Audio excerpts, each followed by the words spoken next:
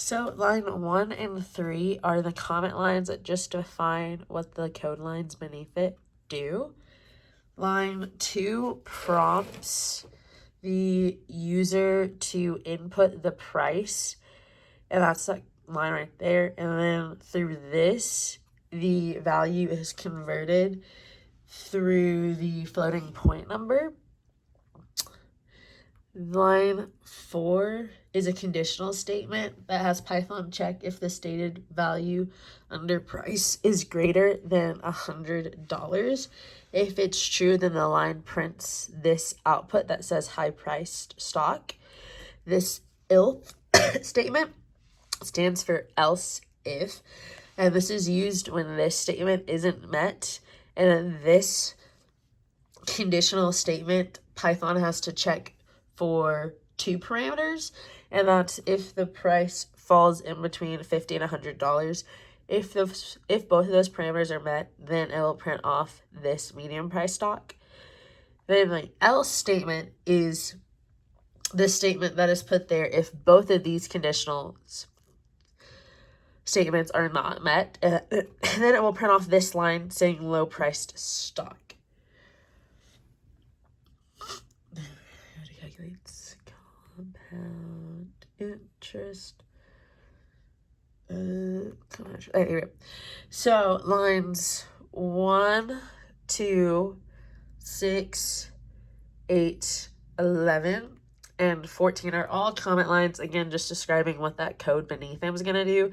But this comment line 1 describes what this whole code is going to do. Lines 3, 4, and 5 all prompt the user to input the principal rate in years. Lines 3 and 4 have those values converted through the floating point number, and line 5 has you input the years into a string, and it is converted into an integer through this function right here. Line 7 is an assignment line that divides the stored rate by 100. Line 12 is another assignment line that transfers this principal stored value and now puts it under balance stored value. Line 12 creates a loop. Line 12 creates a loop right there. And then line 12 is also an assignment line that tracks the balance and multiplies it by the stored rate plus 1, which is right here. We're creating that loop through that comment line that's telling you what we're doing. Then your loop's being created. Then line 13 prints, and this is a loop right here that's being created. Then this line prints the output or the balance after each year's compounded interest has been applied through this F string right here.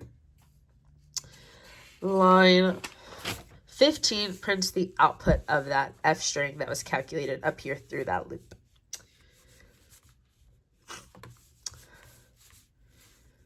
Lines 1, 3, 6, 8, and 10 are all comment lines. Again, just describing what that code beneath it's going to do.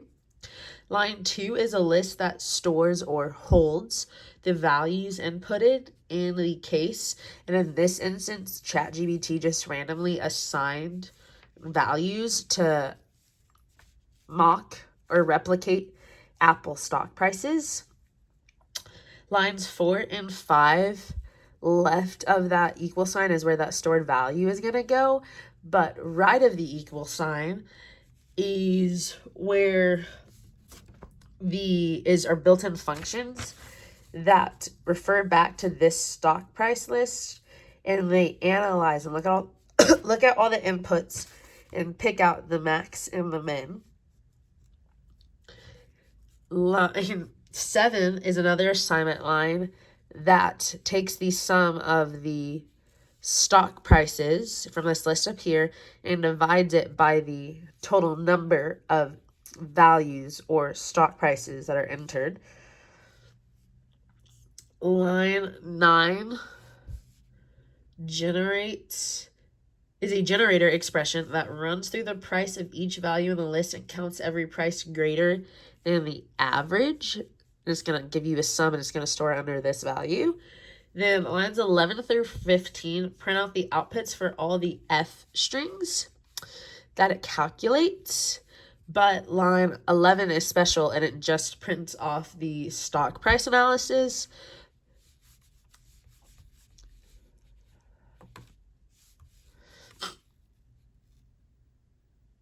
Sorry, that's the wrong one. I think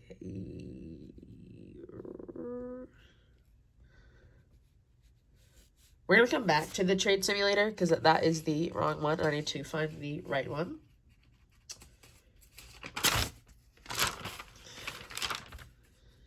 Actually, my bad. It's actually this one right here. That was on me.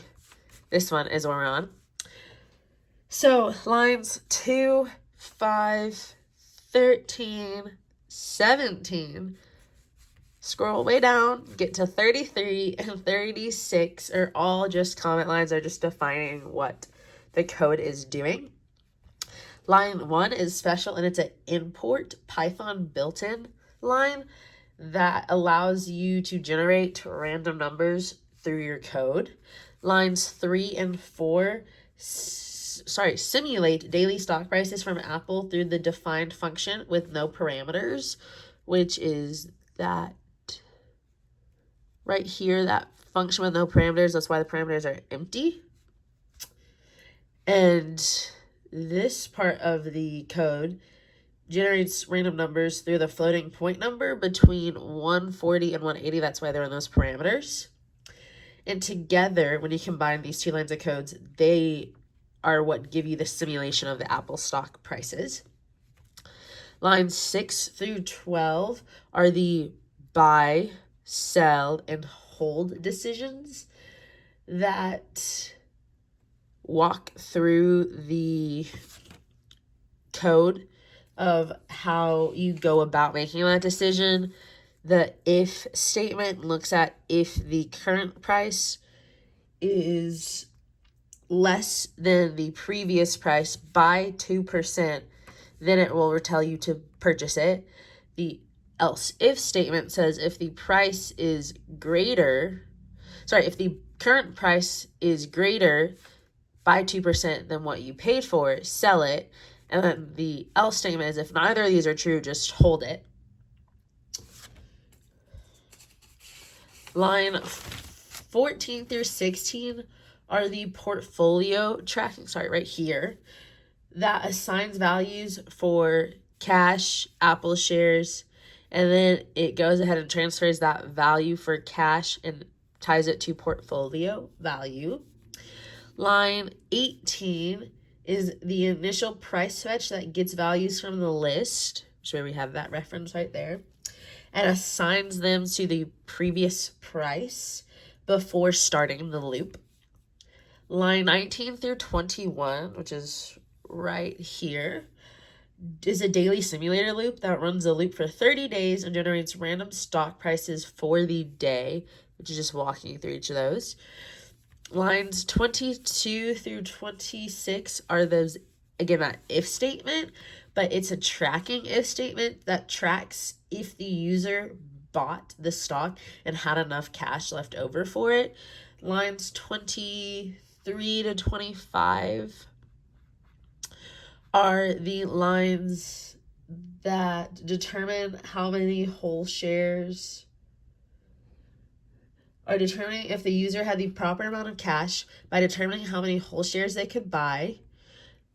Is that one? How much cash they had left over and how many new shares they had after. How many new shares they had after. And then this last line prints off all that information that was calculated right here. Lines 27 through 30 are that else statement or the else if. And this tracks where the user chose to sell the shares they owned by adding the revenue gained through the sale to the cash and then printing the total amount of remaining shares.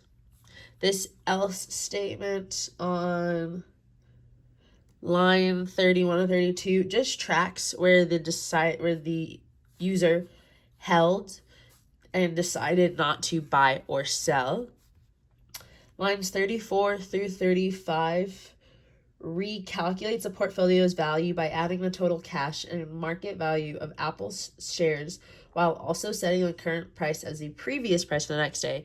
And that recalculation happens on that first line, and that reset happens on that second line right here.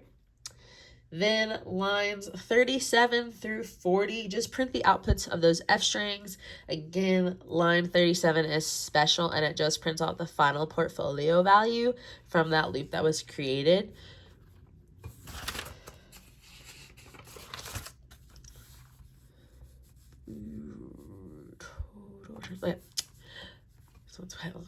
So line 1, 2, 7, 10, 12, 14, 16, 18, 20, and 22 are all comment lines. There are quite a few comment lines in this one.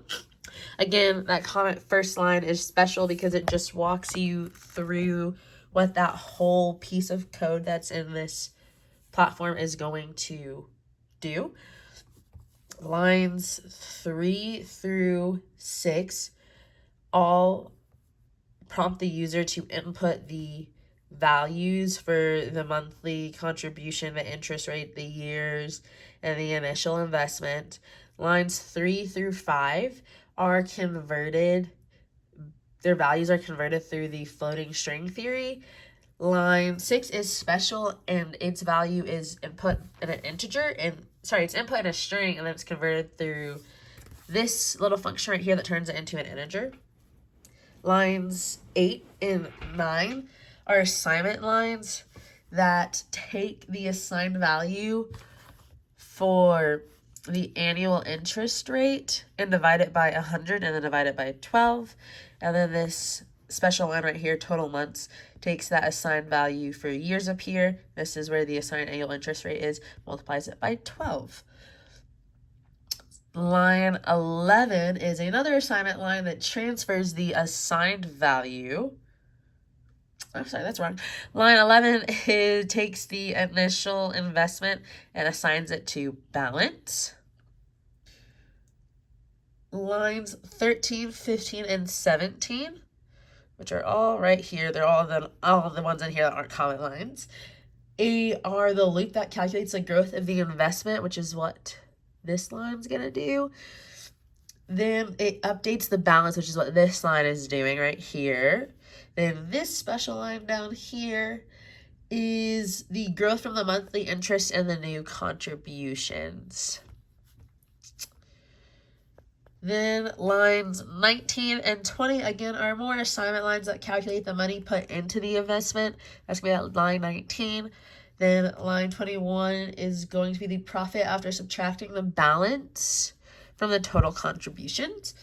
And lines 23 to 26 are going to be the output of those F strings. And again, line 23 is special, and it just gives you the output of the investment summary that was created through that loop. Calculator. Okay, so in this one, lines 1, 2, 6, 9, 10, 11, 19, 21, 23, 25, 27, 30, and 32. I think I might have skipped a few, but those are all of our comment lines. And lines 9 through 11 are special because that is the amortization formula. Again, still written in the comment line, but just writing out what this whole section is going to do. Lines 3 through 5 prompt the user to input the loan amount and the interest rate, and those values are converted through the floating point number. Lines 5 right here, again, you input that years. You input the years, and then it's input into the string, and the string through this function right here converts it into an integer. Lines 7 and 8 are assignment lines that calculate the monthly interest rate in the total months by taking the assigned value from the annual interest rates, dividing it by 100, dividing that by 12, and taking the assigned value for years and multiplying that by 12, and then reassigning those values to the monthly interest rate in total months.